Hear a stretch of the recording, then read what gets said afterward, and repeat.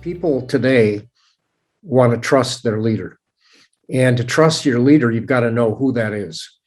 So, when I did some research a while back on watching leaders talk to orientation groups, and they failed miserably time and time again, talking about high-end this and their resume. And so what we discovered, what do people want? They want the answer to three questions. What do you stand for? What won't you stand for? And who do you stand with? Mm-hmm. And so the question is, you have to be transparent as a leader to say, well, what is it you stand for? What is your purpose? What are your values? What are your aspirations? They want to know who you are.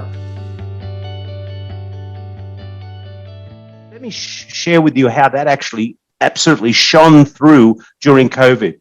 Mm-hmm. As you know, we've been taking the temperature of our tribe, if you will, through employee opinion surveys since the year 2000.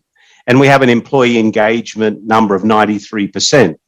During COVID, I wanted to go out and do a test to see if we were draining any tribal, what I call tribal equity. Was this separation causing us to lose what we covered, which is the competitive advantage of culture?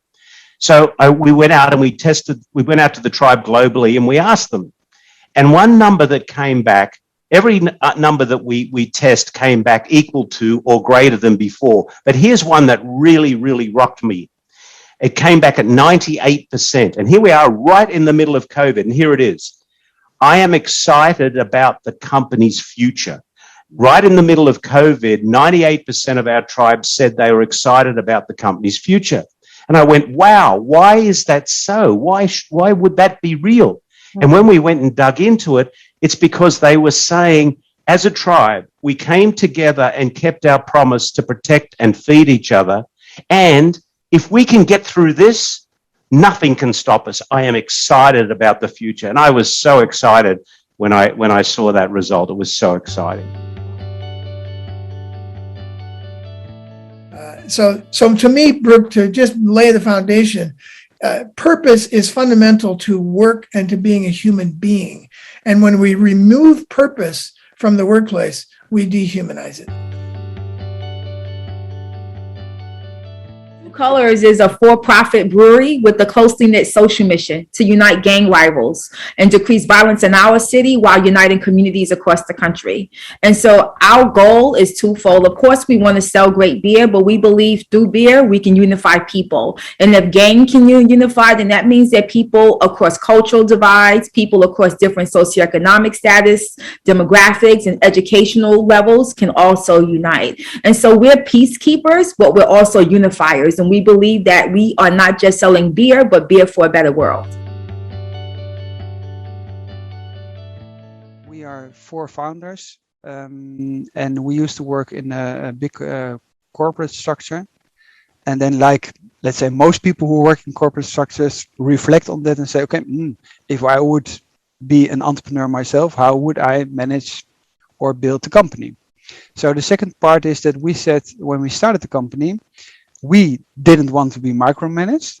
Mainly people start companies because they want to do the stuff themselves. And then on the way growing their companies, they forget about what their starting point was. So we said in the beginning, we didn't want to be micromanaged. Let's not micromanage our people when the company becomes bigger. We are probably the first and one and only first company in Turkey who runs with self-management organization model, which means in our company, there is no boss. So you're not talking to a boss right now. We are talking to a founder of a company. We don't have any managers, no hierarchy. So it's a completely a self-managed company who everybody has the same level of let's say power, same level of decision making power, and all other things in the company.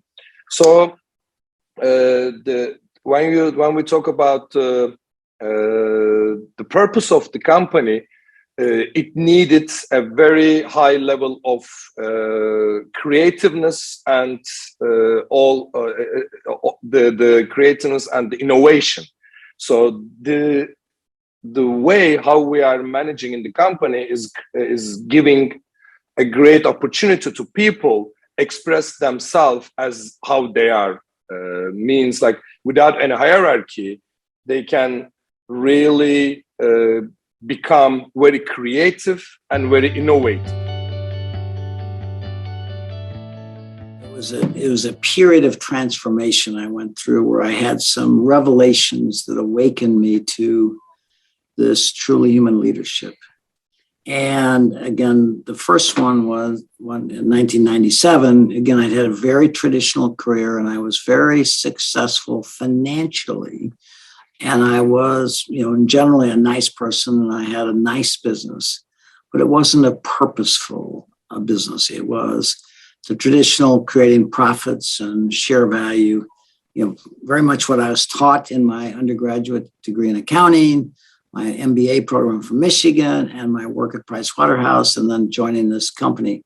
So I would say to you, the first half of my education was very traditional, but these revelations where I realized that business could be a source for good in the world if we simply cared about the people we had the privilege of leading. And the culmination of that, which most people remember in the world from my book and my talks, that resonates with every level, is when the day I realized that the 12,000 people that are part of our organization around the world are not engineers, accountants, hourly workers, production workers, office workers.